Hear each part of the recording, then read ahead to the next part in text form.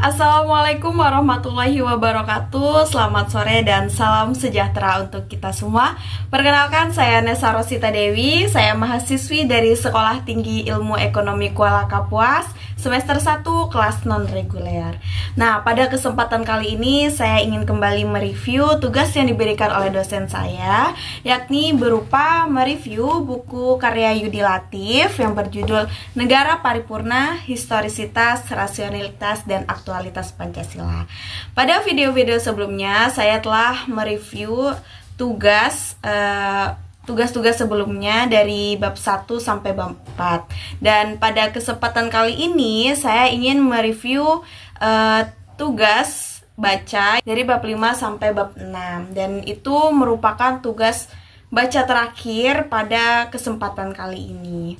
Nah, pada bab 5 kali ini kita akan membahas tentang demokrasi permusyawaratan yang masuk ke dalam kerakyatan yang dipimpin oleh hikmat kebijaksanaan dalam permusyawaratan perwakilan. Jadi pada awal bab 5 ini seperti biasa diawali dengan pidato dari Presiden Soekarno pada tanggal 1 Juni 1945. Saya bacakan. Negara Indonesia bukan satu negara untuk satu orang, bukan satu negara untuk satu golongan walaupun golongan kaya. Tetapi kita mendirikan negara semua buat semua, satu buat semua, semua buat satu. Saya yakin bahwa syarat mutlak untuk kuatnya negara Indonesia ialah permusyawaratan perwakilan. Kalau kita mencari demokrasi, hendaknya bukan demokrasi barat, tetapi permusyawaratan yang memberi hidup. Soekarno, 1 Juni 1945. Di sini Soekarno menegaskan bahwasanya Indonesia tidak memfokuskan hanya kepada individu, tetapi juga untuk seluruh golongan. Indonesia ini merupakan negara untuk seluruh rakyatnya. Nah, jadi konsep semua buat semua, semua buat satu, dan satu untuk semua, satu buat semua itu adalah prinsip yang ingin ditegaskan oleh Soekarno, bahwasanya Indonesia ini harus bergotong royong dalam mereka melaksanakan suatu kewajiban mereka. Jadi mereka itu tidak berdiri masing-masing, tetapi mereka bergabung menjadi satu, bergotong royong bersama-sama. Dan Soekarno juga menegaskan pentingnya demokrasi permusyawaratan, yang mana mereka mengambil pemikiran tidak hanya kepada satu pihak, satu objek saja, tetapi dikumpulkan dalam suatu ruang dan meminta pendapat-pendapat dari orang lain yang kemudian disimpulkan menjadi satu yang menjadi ketetapan. Bukan konsep dari Barat yang lebih terkenal dengan individualismenya. Jadi di sini Soekarno ingin bahwasanya permusyawaratan yang demokrasi, permusyawaratan yang ada di Indonesia ini, ia lebih kepada gotong royong, maksudnya kepada kebersamaan yang mana diambil tidak hanya dari satu objek saja, tetapi dari berbagai objek yang kemudian disimpulkan menjadi satu ketetapan. Soekarno ingin demokrasi ini mencerminkan kearifan lokal yang lebih menekankan kepada permusyawaratan untuk mencapai suatu mufakat. Jadi setiap keputusan yang diambil itu didiskusikan, kemudian supaya mereka mendapatkan rasa keadilan dan kebersamaan. Tidak ada kecemburuan sosial, karena pada prinsipnya demokrasi permusyawaratan ini dia lebih kebersamaannya dalam mencapai suatu mufakat tersebut. Jadi tidak ada rasa kecemburuan dari suatu pihak yang menurut dia pendapatnya tidak diambil atau tidak direspon. Maka dari itu demokrasi permusyawaratan yang ada di Indonesia ini harus melalui dengan suatu pencapaian yang didiskusikan bersama-sama. Tidak hanya mendengarkan satu objek saja, tetapi juga mendengarkan dari berbagai objek yang kemudian mereka diskusikan bersama-sama untuk mencapai mufakat tersebut. Nah, kesimpulan dari bab 5 yang berjudulkan demokrasi permusyawaratan ini adalah Yudi Latif ingin mengambil pemikiran dari Soekarno, bahwasanya ini adalah visi Soekarno untuk menegaskan bahwasanya inilah ia ingin Indonesia memiliki demokrasinya yang khas yang berbasiskan pada nilai-nilai kebersamaan, keadilan yang melalui musyawarah dan perwakilan. Nah, jadi itu adalah sedikit pembahasan dari bab 5 yang berjudulkan demokrasi permusyawaratan. Jadi kemudian saya ingin melanjutkan langsung review saya bab 6 yang berjudulkan keadilan sosial. Nah, ini masuk ke dalam keadilan sosial bagi seluruh rakyat Indonesia, Pancasila, sila kelima. Oke. Nah, jadi pada bab ke-6 ini seperti biasa ya, diawali dengan sebuah pidato dari Presiden Soekarno yang saya bacakan.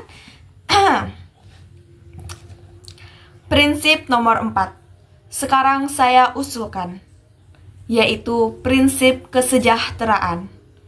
Prinsip tidak akan ada kemiskinan di dalam Indonesia merdeka.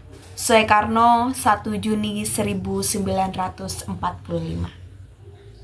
Nah, jadi mungkin teman-teman sekalian, para pendengar, para audiens tidak asing dengan kata kesejahteraan. Jadi menurut saya kesejahteraan itu adalah di mana masyarakat itu dapat memenuhi kebutuhannya, yaitu baik kebutuhan rohani, jasmani, dan sosialnya.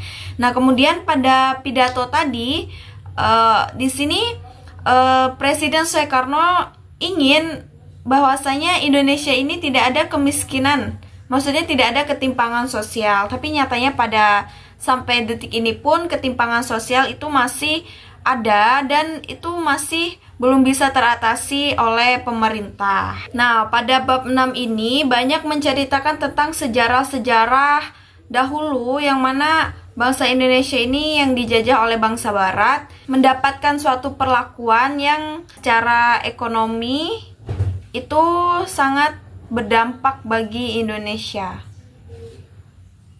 Nah, pada bab 6 ini Yudi Latif menginginkan bahwasanya setiap individu ini memiliki kesempatan yang sama untuk mencapai kesejahteraan dan perkembangannya secara maksimal.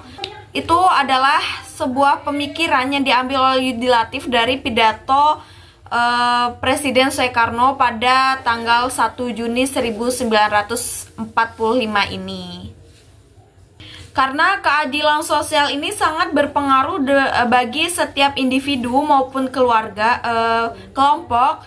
Jika mereka merasa memiliki kesempatan yang sama dengan orang lain, maka ia akan memiliki sebuah inovasi untuk terus berkembang. Tidak ketika ia melihat orang lain bisa berjaya atau apa, ia ingin mengikuti karena ia mengetahui bahwasanya ia memiliki kesempatan yang sama untuk bisa berhasil juga.